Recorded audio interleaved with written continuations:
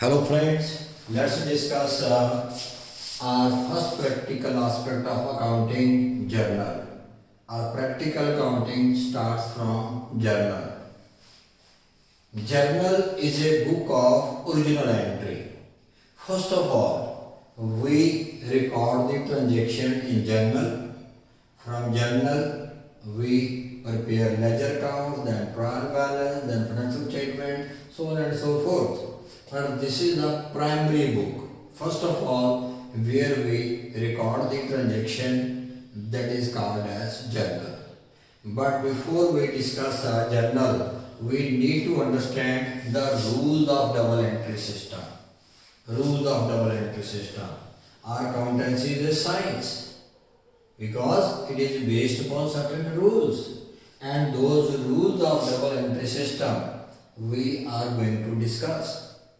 There are two sets of rules, traditional rules and modern rules. You may follow the traditional rules or you may follow the modern rules. Any set you may follow, the entry will be same. Entry will be same. So there are two alternatives available with us. We may choose alternative 1 or alternative 2 or entries. Whatsoever we record, those are called as entries.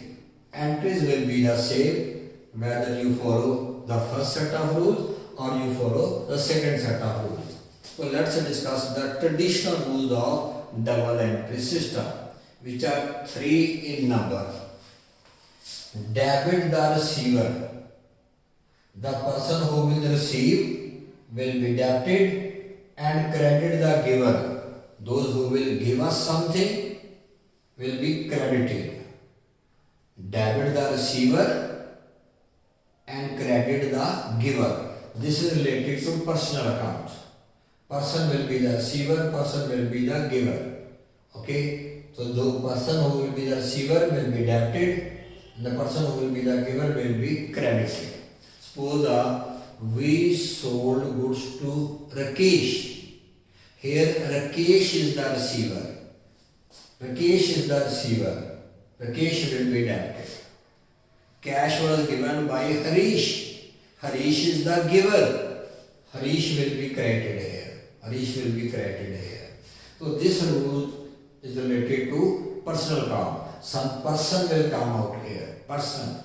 When we have to apply this rule, we have to look for the person who is involved in it, if any. Then debit what comes in, credit what goes out. This rule is related to real accounts. Some property will come, some property will go. Machinery is coming, cash is going.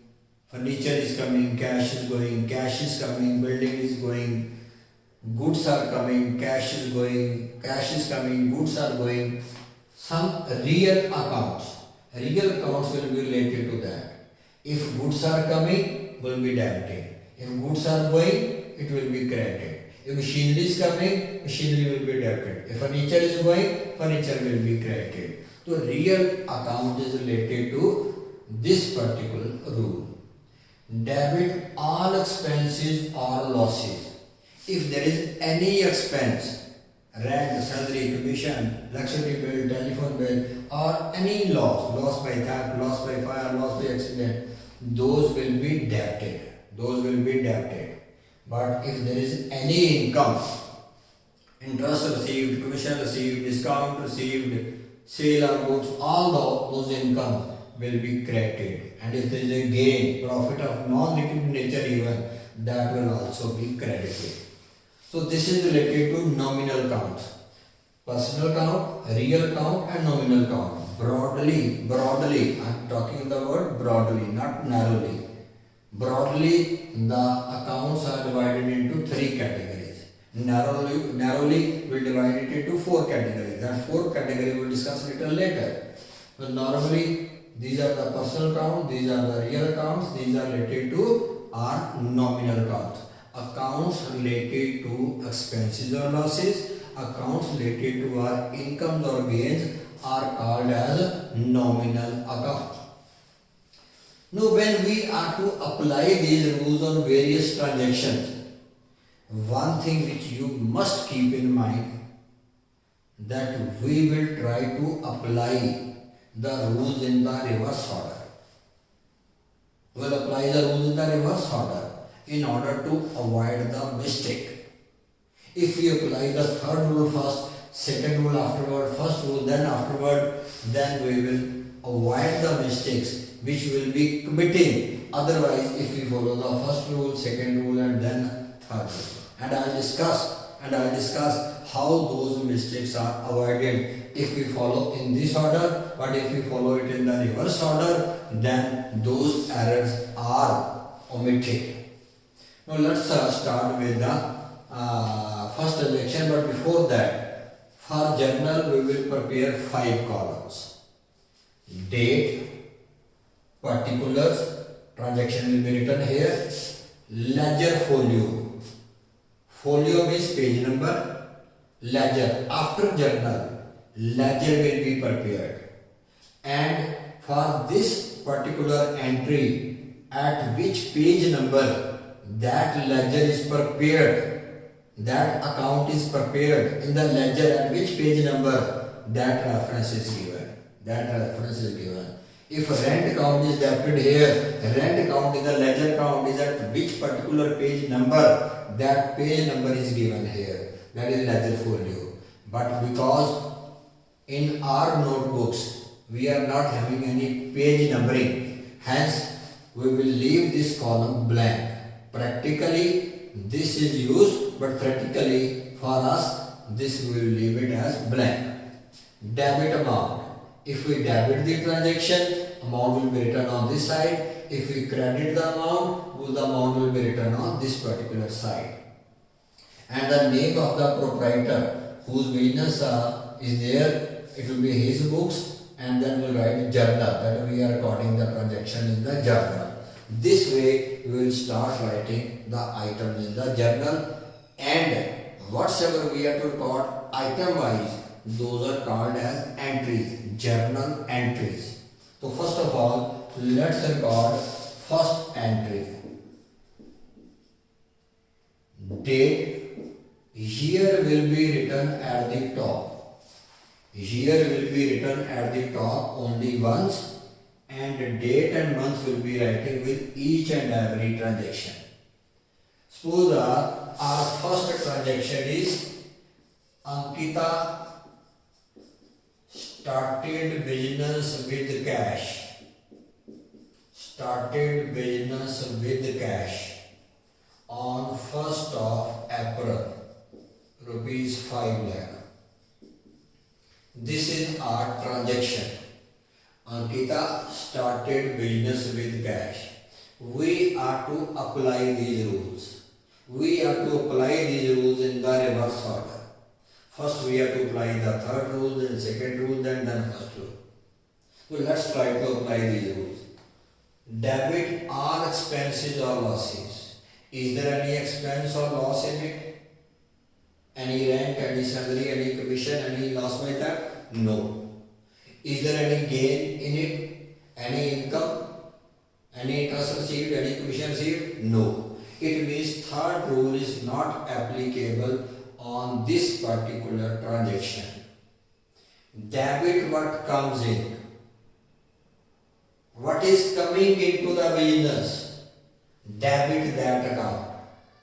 When Ankita started business with cash, cash is coming into the business. So whatsoever the things are coming into the business will be debited. So we will write cash account debit. With this border line, not leaving much space, cash account debit. Debit here along with this border line. Cash account debit. On the debit side, we will write the amount. So we applied this aspect. Debit what comes in. Cash was coming, so cash account is debited. We wrote the amount below the debit column. Now the second aspect of the rule. Credit what goes out. Anything going out of the business? Nothing. Nothing is going. Leave it. debit the receiver. We business are the receiver. We are to not to write ourselves as anywhere. Credit the giver. Who is the giver? Giver is the proprietor. Giver is Ankita. Ankita has given us. We are business in the question. Everything is to be recorded from the business point of view. Ankita gave us rupees 5 lakh. So giver is Ankita. So we have to credit Ankita. But name of Ankita may not mix in the crowd of the debtors and creditors. We have to distinguish the proprietor from the debtors and creditors. So instead of writing his or her name, we use the capital account. You can write it to Ankita's capital. To Ankita's capital. Okay? Or simply capital account. Capital account means Ankita's account. Ankita who is the proprietor. After leaving half an inch space from here, not more than that, half an inch space, will be using the word to. It's a tradition, it's a convention which the Britishers were following, and so we are also following the same tradition. So this to will represent the credit aspect. Credit word will not be written anywhere. To word will represent credit. When we write to, it means credit. This is a tradition which we are following. So capital count is to be credited with rupees 5 lakh. And this is called as journal entry. One account debit, another account credit. This is called as journal entry. Debit amount before the debit, credit amount before the credit. But this entry is incomplete until unless we write its narration. Narration is the explanation of this particular entry, and explanation should be brief and should be such that we don't have to read the question. On the basis of narration, on the basis of explanation, we may come to know that what this transaction was. Either you may start with the word being, or you can ignore also. Being business started with cash. Started with cash. Two things we will be avoiding: amount and name of the person. Name of the debtors and creditors. Those we will be avoiding in our narration, because cash is before us. Okay, if on credit, name of the party will be there. So name and amounts are avoided in our narration, and without narration, journal entry is incomplete, and the teacher can deduct its marks also when narration is not written. So without narration, entry is incomplete. Now question need not be seen. What the question was, what the transaction was. Transaction was Ankita started business with cash. The things are clear. Now let us suppose the second item occurred on April 4th. On April 4th, the transaction is goods purchased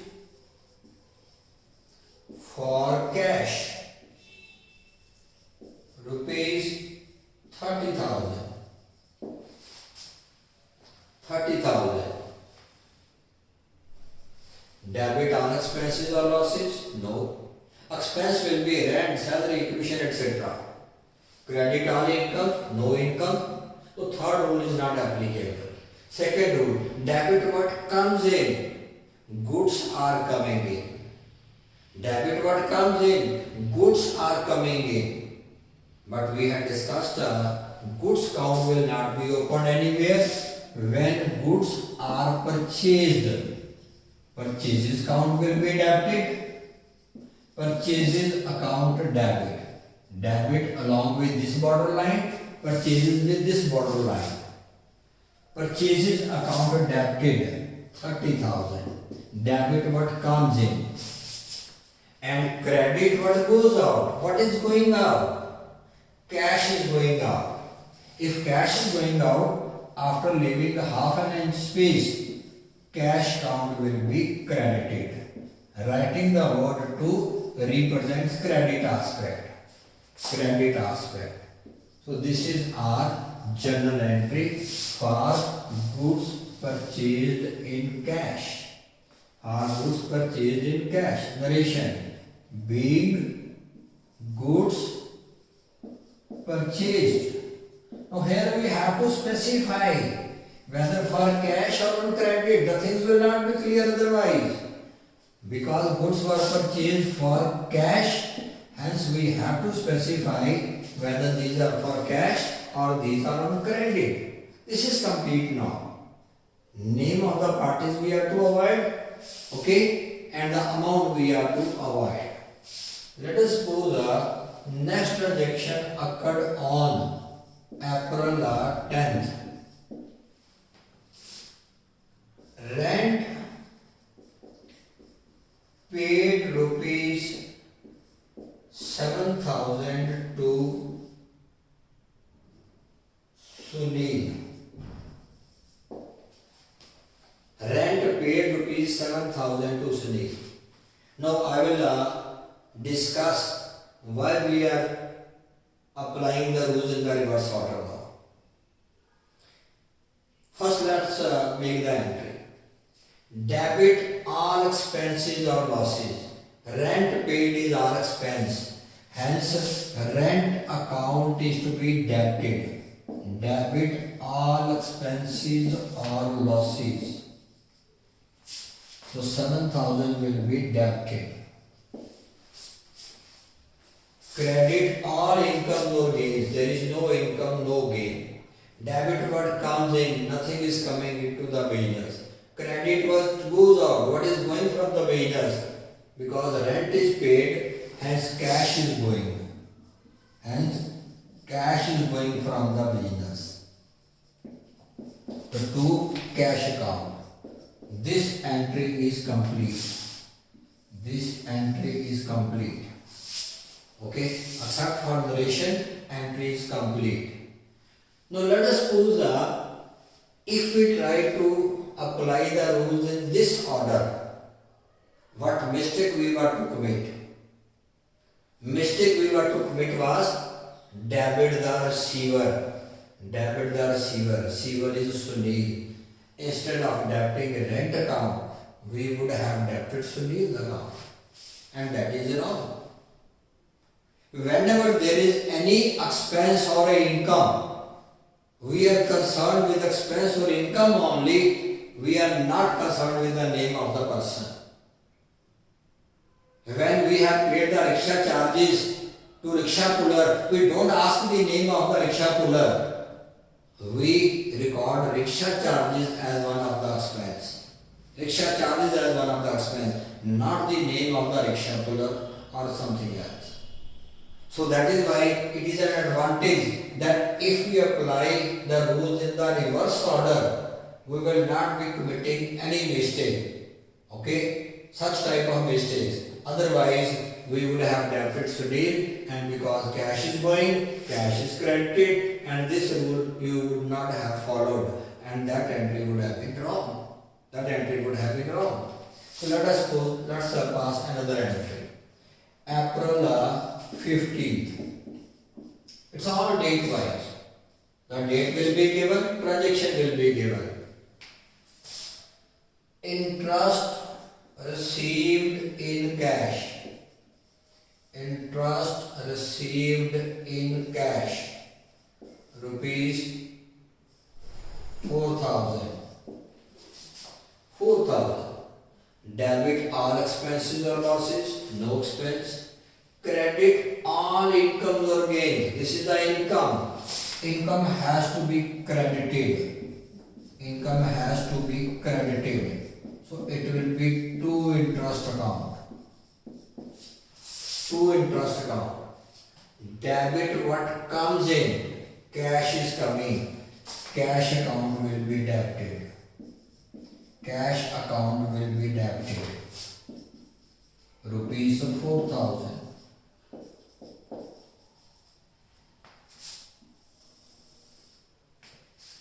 Being rent paid in cash, being rent paid in cash, being interest received in cash, or you can avoid the word being also, being interest received in cash.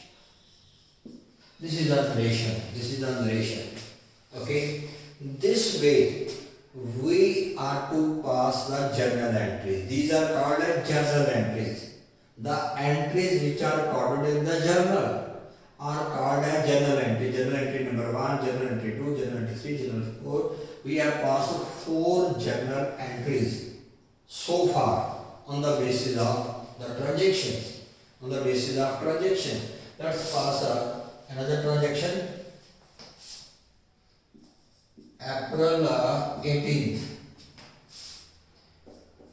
Machinery purchased for rupees 35,000 from Muskan on credit.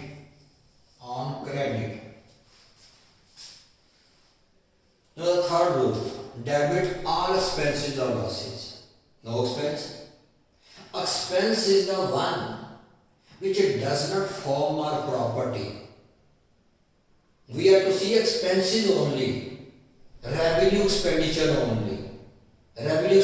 only, not the capital expenditure here. Expenses of recurring nature, rent, salary, commission, bad debts, losses, revenue nature item, not the capital nature. Capital nature item will come out here. Okay, so expenses means revenue expenditure of recurring nature. So hence there is no expense or a loss. So third rule, that one aspect can't be applied. Nor there is any income or gain. This rule is not applied. Debit what comes in. Machinery is coming into the business. So because machinery is coming, hence machinery account will be debited. So machinery account debit. Credit what goes out? Nothing is going out because goods are purchased on credit. Neither cash is going nor check is going. These are purchased on credit. Hence, second aspect of the second rule will not be applicable. Debit the receiver. We are the receiver. We are not to write ourselves anywhere. Credit the giver. Who is the giver? Giver of that machinery to us. Giver is Muskan. Muskan is the giver. Muskan is to be credited. Hence, it will be to Muskan. Remember, we don't write account with the name of the person. We don't write word account with the name of the person. To Muskan only. To Muskan. And this is 35,000 debit and 35,000 credit. And narration will be being machinery purchased on credit. The things will be clear on credit. If there is a credit transaction, the name of the party will come into picture.